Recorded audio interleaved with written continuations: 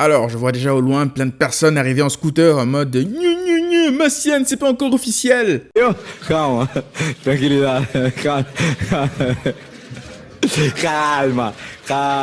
Ouais, on se calme un peu les frérots, parce que c'est vrai, ce n'est pas officiel, mais bon, le joueur l'a limite confirmé en conférence de presse, Ronald Koeman l'a aussi confirmé limite en parlant de lui comme s'il était déjà un joueur du Barça, donc moi je pense que voilà, ce n'est juste pas officiel parce que le club veut respecter le fait que les Pays-Bas sont encore en compétition en euro, donc ça va se faire. Alors avant de parler de Memphis, j'aimerais remercier AS Decrypt pour cette intro, c'est lui qui l'a réalisé, franchement, c'est un youtubeur de qualité, le frère de Football Puro, vous le connaissez tous, AS Decrypt également, donc allez vous abonner à sa chaîne, franchement, c'est de la qualité, je vous le recommande, mais fortement, je n'ai même pas besoin de le présenter en fait. Alors, qu'est-ce que Memphis Depay apporterait au Barça? C'est drôle, mais il y a beaucoup de supporters du Barça qui ne connaissent pas Memphis Depay en tant que tel comme joueur. Alors oui, pour beaucoup, on a l'image du jeune joueur annoncé comme un crack lorsqu'il était encore au PSV, qui a flop et qui s'est donc retrouvé à l'Olympique Lyonnais parce qu'il n'a pas réussi à Manchester.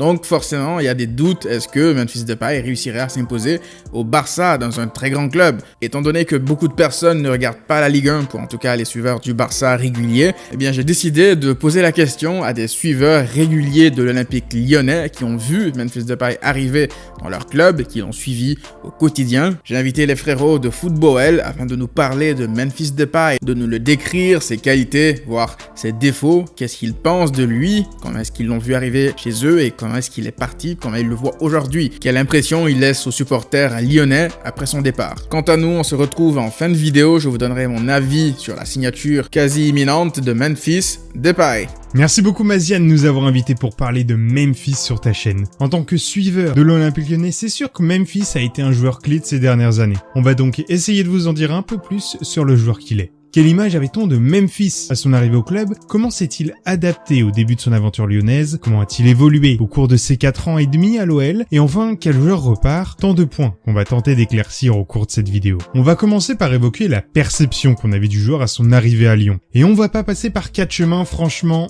on était hypés. Et on avait tous encore en tête sa Coupe du Monde 2014 et ses belles saisons au PSV. Memphis symbolisait un peu la fin de la période d'austérité que vivait l'OL depuis le début de la construction du stade. Faut dire que 16,5 millions d'euros à l'époque, pour l'OL, ça signifiait beaucoup, puisque le club n'avait plus autant dépensé sur un joueur depuis Johan Gourcuff en 2010. On voyait en lui une espèce de Cristiano Ronaldo version Manchester United. Un ailier gauche très virevoltant, technique et provocateur sur le terrain, prêt à changer le cours d'un match à lui tout seul. Pour autant, son passage en première ligue pouvait en laisser perplexe plus d'un. Faut dire que ses prestations en dents de scie et sa relation avec José Mourinho, son coach de l'époque, avaient conduit à sa mise à l'écart. Sur la première moitié de la saison 2016-2017, soit juste avant qu'il rejoigne l'OL le 20 janvier, il totalisait seulement 134 toutes petites minutes pour une unique titularisation avec les Red Devils. Mais on avait un réel espoir qu'il parvienne à se relancer dans l'environnement plus propice qu'offrait l'Olympique Lyonnais. Une atmosphère plus familiale avec moins de concurrence à son poste qu'au sein du club mancunien, où il devait se faire une place parmi les Martial, Rashford, Mkhitaryan ou Lingard. On peut aussi ajouter que le caractère du coach de l'OL de l'époque, Bruno Genesio, était bien moins usant pour ses joueurs qu'un José Mourinho. Par contre, pour rien vous cacher, on avait tous un peu peur de se retrouver avec une starlette de plus dans notre effectif. Un joueur plus intéressé par son cas personnel que par jouer au football dans un collectif. On attendait donc avec impatience ces premiers matchs pour voir à quel joueur on aurait affaire.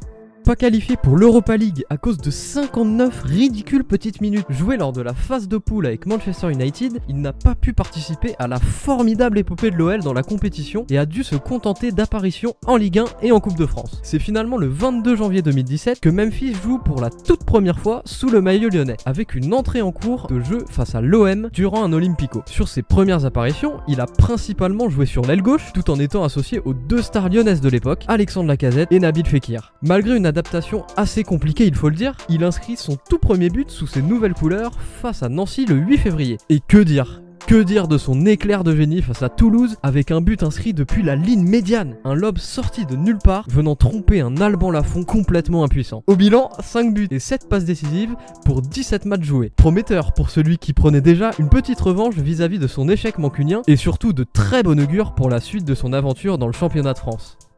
Et c'est bien lors de sa première saison pleine au club, soit la saison 2017-2018, que Memphis va montrer l'étendue de son talent. Surtout qu'à l'été 2017, l'OL subit une sacrée vague de départ avec les ventes combinées de Gonalon, Valbuena, Tolisso et Lacazette, des éléments clés de l'effectif lyonnais. Ces départs faciliteront l'émergence d'un tandem Memphis-Fekir qui a porté l'OL sur cette saison. Saison qui aura été la plus prolifique en but pour le club sur l'ensemble de la décennie. Niveau stats, l'international néerlandais terminera avec 22 buts et finira meilleur passeur du club avec 17 passes décisives, toutes compétitions confondues, prouvant au passage qu'il était très loin d'être le joueur individualiste qu'on pouvait imaginer. La saison 2018-2019, quant à elle, est sûrement la saison la moins aboutie de Memphis à Lyon, tant statistiquement que collectivement d'ailleurs. Il est même placé sur le banc par un Bruno Genesio quelquefois irrité par son rendement au sein de l'équipe. Faut dire qu'à cette époque, le coach lyonnais vivait ses derniers matchs au club et avait clairement besoin de changement à ce niveau-là. Car oui, lorsqu'un effectif tourne mal, Memphis est ce genre de joueur qui aura tendance à vouloir faire la différence tout seul sur un de ses exploits individuels. Pour ce qui est de la saison 2019-2020, Memphis réalise un début d'exercice en boulet de canon et obtient même le brassard de capitaine à la suite de l'éviction de Silvinho et de l'arrivée de Rudy Garcia en octobre. Avec 5 buts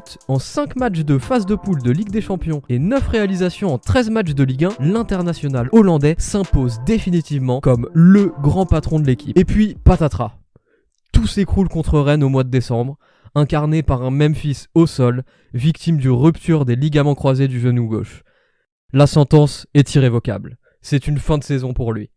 Tous les espoirs d'une participation à l'Euro semblaient alors s'envoler, mais c'était sans compter sur son hygiène de vie irréprochable et sur sa détermination à revenir le plus rapidement possible pour disputer l'Euro sous les ordres de Ronald Koeman. Ce qu'il ignorait, c'est qu'il aurait en fait 1 an de plus pour revenir à son meilleur niveau. Mais ça, c'est une autre histoire. Et c'est finalement 9 mois après sa blessure qu'il refait son apparition sur les terrains en tant que titulaire contre la Juventus pour le 8e de finale retour de la prestigieuse Ligue des Champions, finalement décalée au mois d'août. Memphis est donc bien de retour aux affaires. Et l'exercice 2020-2021 va clairement concrétiser sa résurrection, d'autant plus qu'il va se retrouver à évoluer en pointe, poste où il excelle depuis déjà quelques temps en sélection. Au sein d'un collectif imparfait et d'une saison en dynamique vraiment inégale, il est décisif et porte l'équipe à de nombreuses reprises. Tant et si bien qu'il a terminé 2e au classement des notes que nous avons attribué durant toute l'année chez Football. Tout ça pour un bilan statistique plus qu'honorable, avec un double-double, pour emprunter le terme au basket, avec 22 buts et 12 passes décisives en 40 matchs disputés, toutes compétitions confondues. Ceci nous amène à dépeindre un profil plus que positif pour un Memphis qui va quitter Lyon en fin de contrat après 4 ans et demi passés au club. Et si vous vous attendez à un joueur qui percute et qui sait faire des différences par lui-même avec des dribbles et des buts, ou pour l'équipe avec des passes décisives, eh bien vous allez être servi. Preuve en est, ses 124 contributions de buts en 177 apparitions sous le maillot de l'OL, soit 0,7 contributions de buts par match. Pas mal pour un joueur qui ne joue dans l'axe que depuis 2020. Balle au pied, Memphis aime aussi avoir l'occasion de décrocher pour percuter de plus bas sur le terrain et construire les offensives, faisant souvent de lui un métronome offensif pour son équipe. Il a donc tendance à souvent jouer le 1 contre 1, à combiner directement avec ses partenaires dans les petits espaces. Mais cependant, dans sa volonté de bien faire, il peut aussi avoir un certain déchet dans son jeu dans ses rares mauvais jours, notamment quand il sent que le collectif autour de lui est à la peine. Quant à son aspect défensif, on va pas se mentir que même s'il initie souvent le pressing, Memphis reste assez limité dans sa capacité à faire les replis, certains dénonçant parfois ce travers. En dehors du terrain, Memphis est un homme qui inspire le respect, en particulier auprès de ses coéquipiers. Il est sur ce point un joueur désormais fondamentalement différent de celui qui était arrivé à Lyon. Un joueur qui a atteint la maturité jusqu'à devenir capitaine de l'Olympique Lyonnais. À désormais 27 ans, Memphis est devenu un joueur accompli qui a prouvé sa valeur au cours de ses 4 ans et demi à l'OL. Il a surmonté une grave blessure pour revenir encore plus fort qu'avant et s'affirmer parmi les meilleurs joueurs de Ligue 1. Il peut désormais partir accomplir son rêve, évoluer parmi un club du top 5 européen. Je tiens encore à remercier les frérots de Football pour avoir accepté de collaborer avec moi pour nous parler de Memphis Depay. Comme vous avez pu le voir, ce sont des supporters très attachés à leur club de l'Olympique Lyonnais.